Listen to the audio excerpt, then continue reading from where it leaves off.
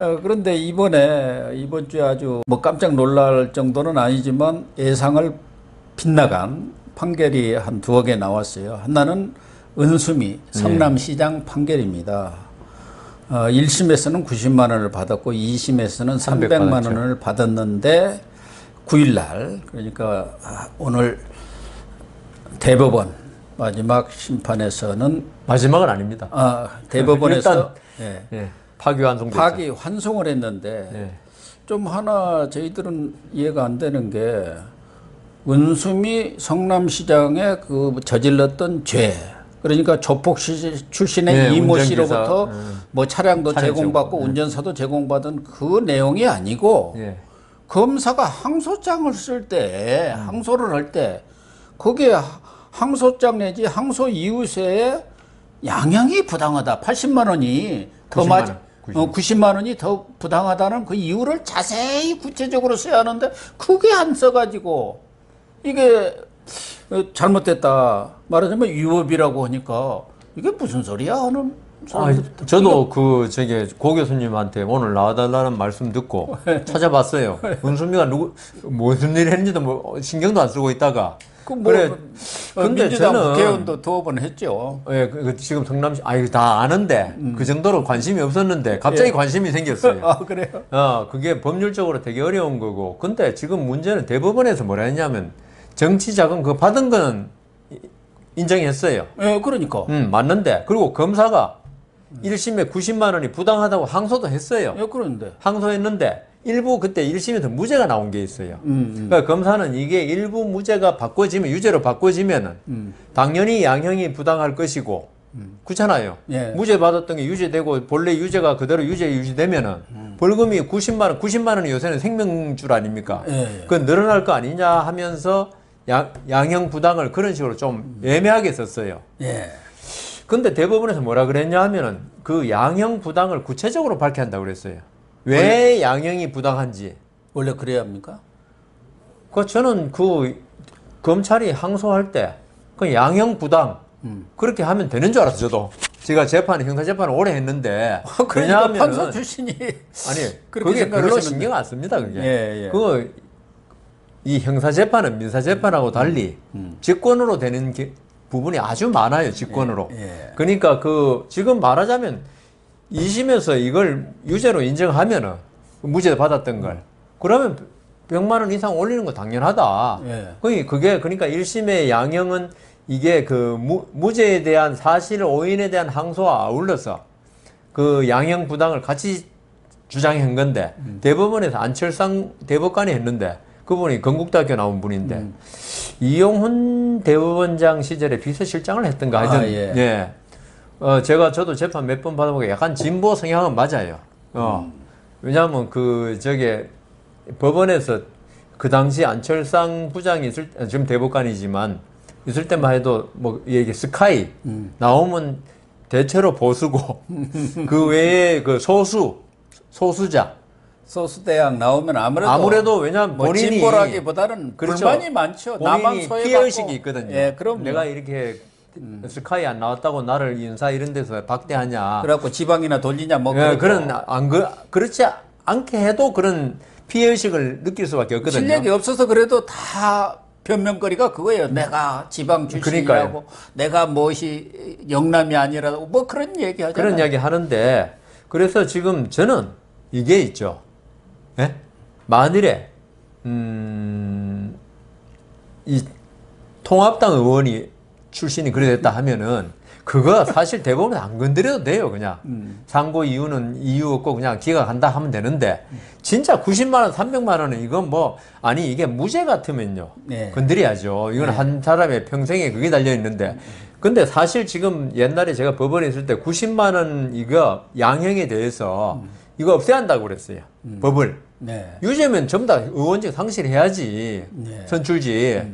이건 법원이 그러니까 국민의 대표인 국회의원이나 자치단체장의 목숨을 좌지우지한 거 이거는 안 맞다.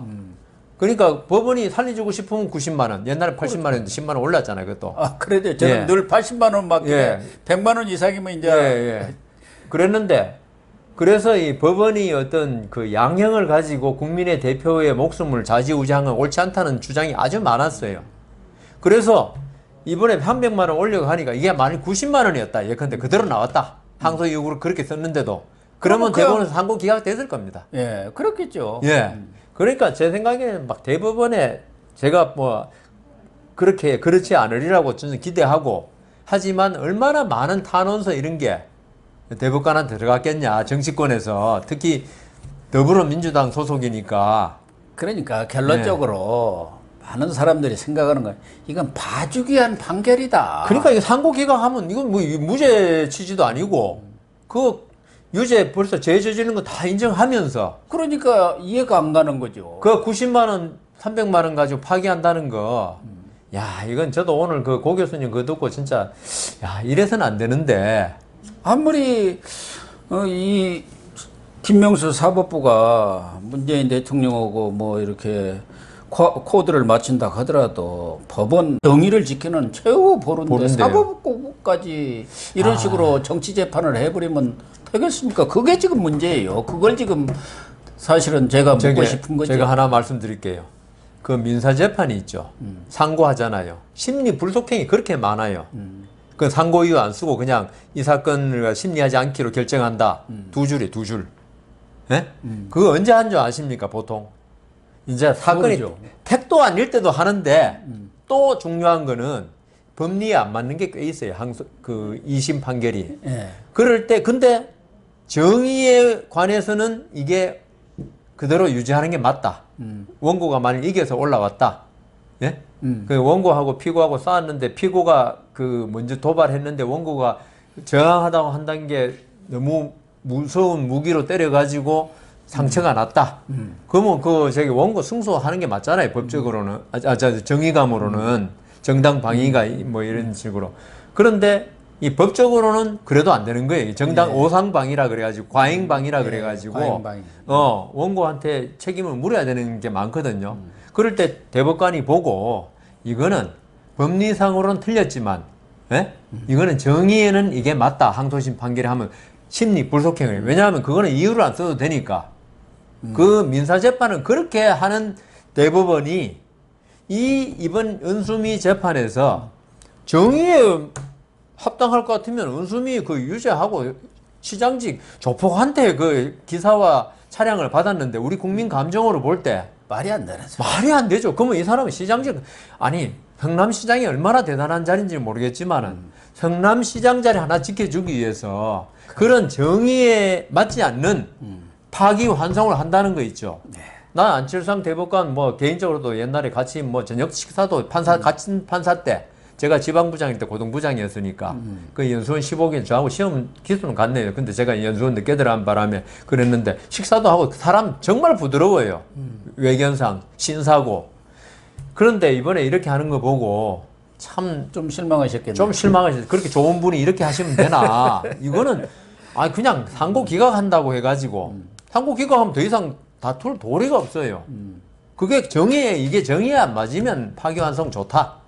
그렇지만 이건 정의에 맞으면 좀 이거는 우리 국민들의 법 감정에 맞게 그렇게 하셔야지. 이걸 그 90만 원, 300만 원 파기해가지고 내 법률 실력이 뛰어나다는 걸 갖다가 과시하시는 건지. 또 하나는 손석희 JTBC 사장 이 건과 관련해서 옛날 김웅 기자라고 그 유명한 손석희 공갈했다 그러고 사장의 2017년 4월 16일 과천 주차장에서 있었던 교회 주차장인데 추돌 사고인데 그 안에 어떤 분이 같이 타고 있었냐 이게 이제 뭐 시중에 워낙 화제가 많이 된 사건인데 손석희 이 JTBC 사장은 이 정권 출범에 아주 많은 기여를 한 분 아니겠습니까? 그렇죠. 그 유명한 최순실 태블릿 PC 사건을 만들어낸 분이시니까.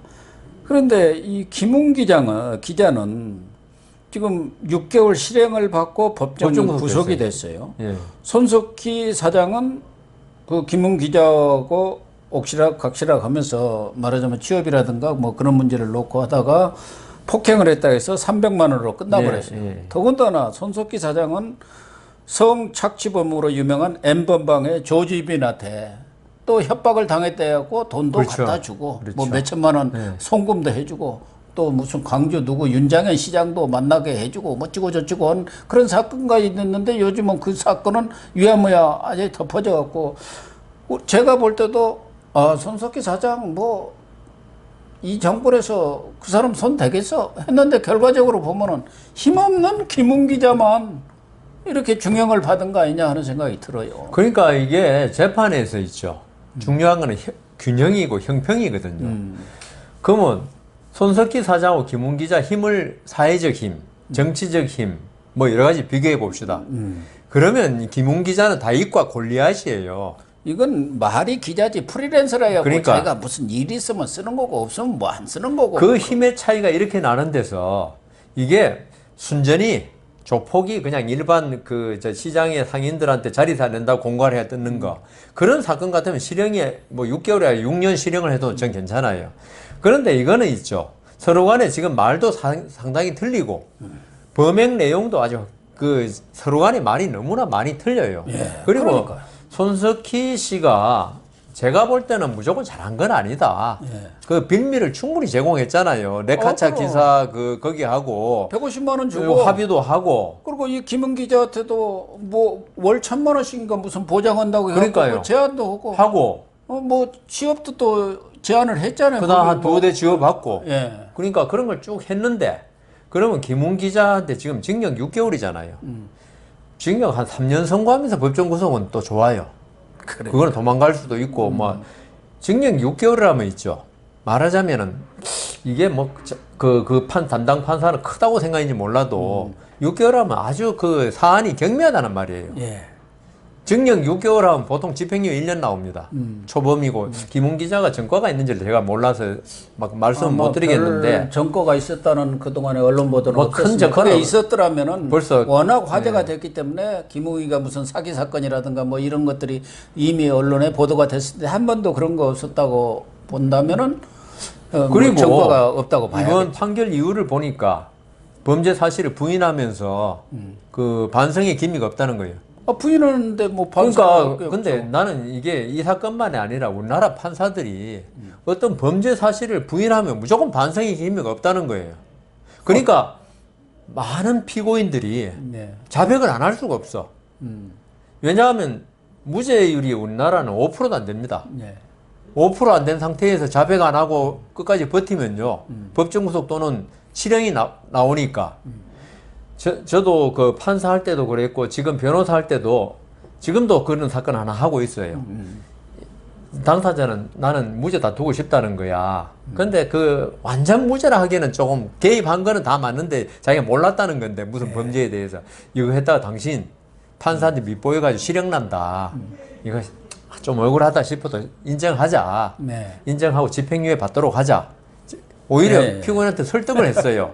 변호사로 했는데 그냥 우리나라 판사들의 생각인 저는 그건 진짜 잘못됐다고 생각해요. 저는 판사 때 무죄 선고도 많이 했지만 다툰다고 이거는 반성의 기미가 없는 건 아니다. 그렇죠. 아니 자기가 그 다툴 수 있는 그 묵비권도 있고 진술 거부권이 전부 다 그러면 헌법상의 권리가 있는데 조국은 다 목구권 행사하고 그러면 조국 가서 구속 벌써 했어야죠. 다투고 예. 있는데. 그래서 이거는 이 판사가 이번에 저희 반성하지 않고 다투고 있다고 그랬는데 지금 이 사건은 있죠. 사회적으로 관심이 엄청나게 큰 사건이었고 그럼요. 이런 데서 자기가 억울하니까 계속 나는 아니다 이렇게 다투는 걸 반성하지 않는다. 다투는 건 다투는 거고 나중에 그게 인정되면 반성하면 될 거 아닙니까? 예를 들면 죄가 명백하고 누가 보더라도 그렇다고 한다면은 반성을 안 한다고 할 수도 있는데 이 손석희와 김웅 간에는 뭐 상대가 안 되는 거 아까 말씀하신 대로 골리앗하고 다윗 싸움인데. 다윗 싸움이라고요. 그래가지고 그걸 가지고 6개월 차라리 제가 징역 3년 아까 했잖아 3년 선고하면서 법정부에서 했으면 막 그럴 수 있다. 죄질이 아주 나쁘구나. 6개월 선고했다는 거는 법원의 형 중에 요새 뭐 2개월, 4개월 선고하는 사람 가끔 있지만 저희들이 판결 선고할 때 실형이나 집행유예 선고할 때 징역형 중에 제일 낮은 게 6개월입니다. 그래 집행유예 1년 하는데 6개월 선고하면서 법정 구속한 건 잘못이고 제 생각에는 실형 선고 좋아요. 그렇다면 법정 구속 안 하고 다퉜다는 거 아닙니까? 지금 자기 말로도. 그럼 항소심 가서 끝까지 다퉈봐라. 거기에 항소심 판사도 볼 때 한명숙이 대법원까지 갔는데요. 계속 다투는데 그럼 반성의 기미가 전혀 없는 사람 아닙니까? 대법원 판결 나고 다 형까지 인정하지 않는다 그러지. 지금도 인정 안 하는. 그러니까 그러면은 1심 판사로서는 당신이 다툴 만한 그게 있다. 내가 보기에도 6개월 선고할 정도면 사안도 중요하지 않고 그러면은 항소해서 다시 한번 판단하고 거기서 구속된 건 나는 모르겠다. 법정 구속 안 해야죠. 그러면 이제 이 김웅 기자는 항소심에서는 못 다툽니다. 다투면 그 1심형이 그대로 확정되면 살아야 되니까. 예. 근데 이런 것들을 보면은 요즘 판사들이 우리 속된 말도 쫄았다는 얘기가 있잖아요. 공수처도 앞에 있고 더군다나 지금 돌아가는 상황을 보니까 이 문재인 정권 뭐 막무가내고 이런 때 모난돌이 정 맞는다고 적당하니 이 권력자들한테 까불지 마. 이게 이제 판사들한테도 다 통한 거 아닌가 하는 그런 느낌이 들어가고 아주 저는 좀 불쾌해요. 그런데 이게 손석희 사건이라서 좀 그런 생각이 드시는데 이 서부지법의 형사단독 한 40살쯤 됐을 건데 그 사람이 아직 이게 쫄고 이건 아닙니다. 이런 사건 가지고 그 정치적인 사건을 맡거나 김경수 사건이라든가 조국 사건 정도면 저기 고 교수님 말씀에 동의할 수 있는데 이거는 그 정도는 아니고 근데 저는 그보다는 지금 판사들이 판결을 너무 간단하게 한다. 한쪽이 부인하면 반성하지 않는 거고 그다음 증거라고 그 손석희가 나 공갈 당했다 그러면 공갈로 인정해주고 피해자가 제가 재판장 같으면 이 공갈에 있다 하더라도 이렇게 된 경위를 전부 심리할 것 같아요. 왜 그렇게 됐고 그다음 공갈에 또 어떤 수단 그다음 그때 쓴 언사 말의 과격함 그다음 그 손석희 씨가 만일 반대로 김웅 씨한테 이런 말 했다면 협박으로 느끼죠. 워낙 힘이 올리하시니까. 그렇죠. 근데 이건 거꾸로란 말이에요. 무슨 김웅이가 이야기한다고 협박. 그러니까 자기가 잘못했으면 이제 쩔려가지고 속이. 그렇다면은 이게 그 공갈에서도 있죠. 양 당사자의 어떤 사회적 지위, 그다음 실질적인 물리적인 힘 이런 걸 잘 봐야 되거든요. 시장 상인 자리세 그 때문에 아까 조폭 이야기했잖아요. 시장 상인이 조폭한테 나 당신 경찰에 고발해서 협박했다 합시다. 그걸 협박으로 볼 수 있겠습니까? 힘 차이가 너무나 나기 때문에. 근데 이 경우에도 아까 프리랜서 기자고 한 사람은 대형 언론사의 사장이면은 이 힘 차이를 한번 보세요. 그래서 우리가 협박을 이렇게 법원에서 이렇게 정의합니다. 협박을 했을 때 이게 협박을 받는 사람이 겁을 먹었을 정도냐 아니냐를 협박의 그걸로 봅니다. 그렇겠죠. 안 그러면 협박 미수로 봅니다. 저는 이 두 사건을 에 대한 재판을 보면서 지금 곧 있을 이재명 경기지사, 김경수 경남지사, 조국, 정경심 재판 이 결과도 안 봐도 비디오네 이런 생각이 자꾸 들어서 우리 여 변호사님처럼 올곧은 판사들이 많이 계셨으면 좋겠는데 판사들은 아무래도 또 좀 마음이 약하지 않습니까? 선비들이니까. 그거하고 좀 다릅니다. 검사들은 또 이게 뻔뻔하니까. 점잖은 거하고 오히려 그 외유 내강이라고 저는 그렇습니다. 판사들을 믿고 싶고요. 그런데 다만 이제 그 일반 우리 국민들이 이번 두 사건 은수미 그다음 김웅 기자 사건을 보면서 그런 불안감을 느끼는 거는 당연하고 그런데 지금 그 김경수 재판이라든가 조국 재판이라든가 돌아가는 모습을 보면은 이 사람들한테 아주 유리한 판결 나겠다는 느낌이 많이 들어요. 재판 진행을 보면은 지금 조국은 콧노래 부르고 있대요. 그러니까요. 그런 지금 느낌이 그리고 서울중앙지법의 그 이런 형사사건 담당한 부장들은 앞으로 승진길이 이게 로얄 코스를 달리는 판사들인데 그 사람들 로얄 코스는 달릴수록 있죠. 달리면 달릴수록 이게 약해집니다. 어디든지 마찬가지죠. 그렇죠. 위에 사람 잘 보여야죠. 그 고속도로를 타고 가는 사람들은 혹시 내가 잘못해갖고 삐끗해가지고 어디 새길로 셀까 봐서 앞만 쫙 보고 가는 거죠. 그래서 오히려 이런 사건일수록 좀 험하게 판사 생활, 험하다는 게 그런 게 아니고 아주 그냥 재판만 몰두하고 자고 우면하지 않는 판사들이 맡아야 되는데 좀 걱정이 큽니다. 저도 사실은. 그런데 또 이런 판사도 계시더라고. 김영하 판사라고 여성이신 것 같아요. 이번에 6.25 때 포로로 붙잡혀가지고 북한 탄광에서 강제 노동하다가 탈북한 두 분이 계세요. 2000년도에 탈북을 하셨더라고.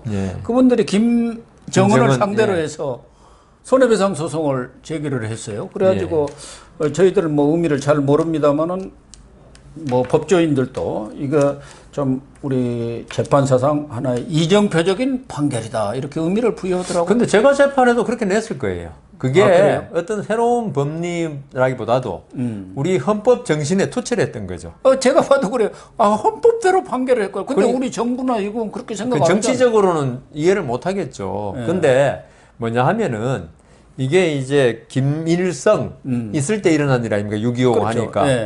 그러면은 사실 이게 형사 문제 같으면 감금, 체포감금 같으면 이거는 김일성이 책임져야 돼. 죽었으니까 책임을 못 물어요. 우리 형사재판 법정에 세울 수가 없어. 근데 지금 한 거는 민사재판이에요. 그러니까 이분들이 이런 행위로 말미암아 손해, 신체 감금, 위자료, 주로 위자료 고의를 한대요. 당했을 거 아닙니까? 그러면 어떻게 봤냐 하면은 북한은 불법 단체로 우리가 보잖아요. 헌법상. 그렇죠. 법상으로는 당연히 그렇게 되어 있는데. 그러니까 민사 책임은 우리가 회사가 있죠. 옛날에 그 아버지 때 대표이사가 한 행위에 대해서 아버지가 이제 돌아가시고 아들이 대표이사가 됐잖아요. 그래도 회사가 책임져야 되는 거기 때문에 이 단체의 대표자가 책임져야 돼요. 김정은이 지금 단체의 불법 단체 대표자예요. 그러니까 김일성이 한 행동이더라도 연대 책임이 이제 연대 책임은 아니고요. 아닌가요? 책임이 이렇게 계속 유지되는 거죠. 그 불법 단체인 거는 지금 김일성이 세운 단체가 지금까지 유지되고 오고 있잖아요. 그렇기 때문에 이 부분에 관해 민사 책임에 관해서는 당연하고요. 이거는 있는데 이때까지 이런 소송을 제기 안 했죠.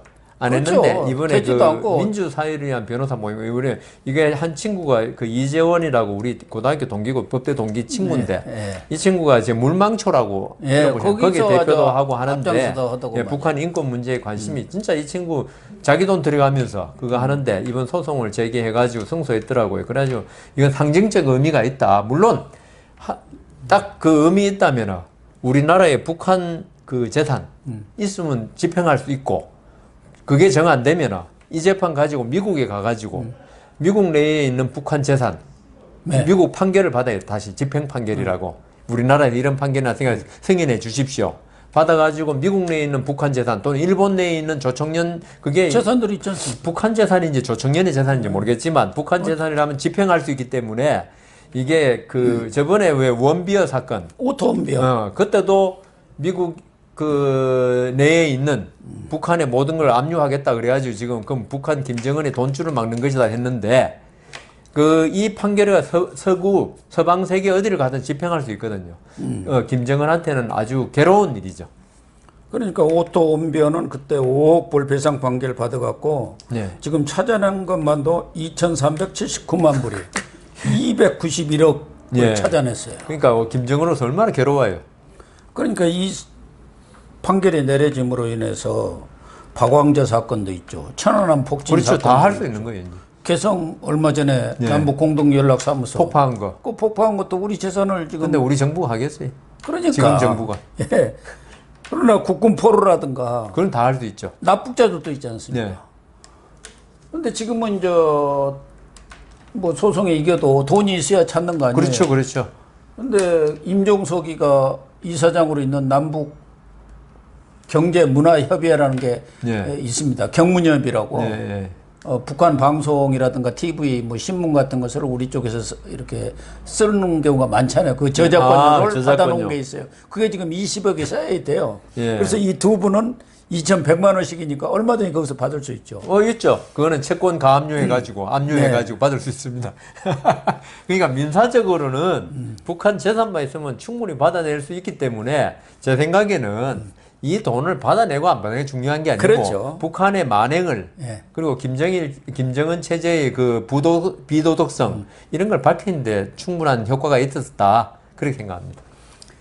그것도 있지만 제가 더 눈여겨보는 것은 이 김영하 판사도 세상 돌아가는 이치는 알 텐데 앞에 있는 판결을 낸 판사들과는 달리 이런 판결 내 가지고 북한을 신경질 나게 만들고 했다가는요 문재인 정권한테 찍힐 걸 뻔하니 알면서도 이게 판결을 내렸다는 거 아닌가. 그러니까 그게 따른 더 아까 말씀드린 대로 민사단독 판사 같은데 예. 아직 근데 신경 쓸 사람은 아니고 제가 아까 말씀드렸잖아요. 아유 젊은 사람들이 더 신경 씁니다. 그 정교조나 뭐 그 진보 쪽이라면 모르겠지만은 그리고 지금 이거는 제가 말씀드렸잖아요. 이 소송이 제기되면 우리나라에서 사법연수원이나 로스쿨을 제대로 나온 판사라면은 승소 안 할 수가 없는 사건이라니까요. 아니 예를 들면 북한에서 예. 지금 삐라 좀 보냈다고 우리 정부가 무릎을 꿇어버렸잖아요. 예, 예. 이거 가지고 또 김여정이가 나와갖고 어디다 대고 우리 재산에 대해서 뭐 어쩌고 저쩌고 해? 허물 이 문재인 정부가 가만히 있겠습니까? 그러니까 그 판사 누구야? 이럴 거 아니에요. 아니 그렇지만 이 김영하 판사의 제대로 된 판사들은 그런데 신경 쓰면 안 되고 그다음에 이거는 민사 재판이지 않습니까? 이건 법리대로 한다면은 이거는 이 판결이 나올 수밖에 없어요. 이거는 그렇습니까? 이거는 저는 그런 쪽에다 더 의미를 지금 두고 있어서. 그러니까 고 교수님은 이제 정치부 기자도 하고 여러 가지 이래 머릿속에 법률보다는 사회 현상에 대해서 관심이 많이 그런데 법률가라면은 이걸 기각할 수도 없고 기각하면 당장 항소하면요 이 깨져요. 네. 기각하면 판사라면 이걸 기각할 수가 없는 사건이라니까요. 그러니까 가장 아픈 데를 지금 김정은이 아픈 데를 찌른 사건이기 때문에 아픈 데를 찔렀지만 판사로도 어쩔 수 없는 어떤 그 판사가 아무리 진보고 지금 정부에 동조한다 하더라도 기각할 수가 없는 판결이라니까요. 아 그렇습니까? 예. 네 시청자 여러분 저는 어쨌든 이 판결을 내린 김영하 판사 여성분이신 것 같은데요. 이 판사에게 박수를 보내고 싶습니다.